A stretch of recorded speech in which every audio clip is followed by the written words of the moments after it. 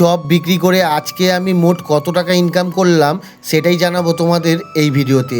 তাই তোমাদের কাছে একটাই অনুরোধ, ভিডিওটা ভালো লাগলে একটা লাইক এবং কমেন্ট করে দিও। প্রথমেই কিন্তু বিকেলবেলা এসে দোকানটাকে ভালো করে গুছিয়ে রেডি করে নিলাম। বেচাকেনা শুরু করার আগে ফুলুরিটাকে আর পেঁয়াজিটাকে কিন্তু ভালো করে ভেজে নিলাম। দেখতেই পাচ্ছ আজকে কিন্তু আমাদের দোকানে মোটামুটি চিংড়ি মাছের চপ, মাছের ডিমের চপ, স্যান্ডউইচ, মোটামুটি সব চপই রয়েছে। এরপরে কিন্তু চপ ভাজাও শুরু করে দিলাম, আর আস্তে আস্তে লোক আসাও শুরু হয়ে গেল। তোমরা যারা যারা এই ভিডিওটা দেখছো না কেন তাদের কাছে আমি অনুরোধ করব, একটা লাইক একটা কমেন্ট কিন্তু অবশ্যই করে দিয়ে যেও। আমি চপ বেচি বলে তোমরা কিন্তু এই কদিন ধরে একদমই লাইক কমেন্ট করছো না আমার ভিডিওতে। এরপরে কিন্তু দোকানে আস্তে আস্তে প্রচুর পরিমাণে ভিড় লেগে যায়।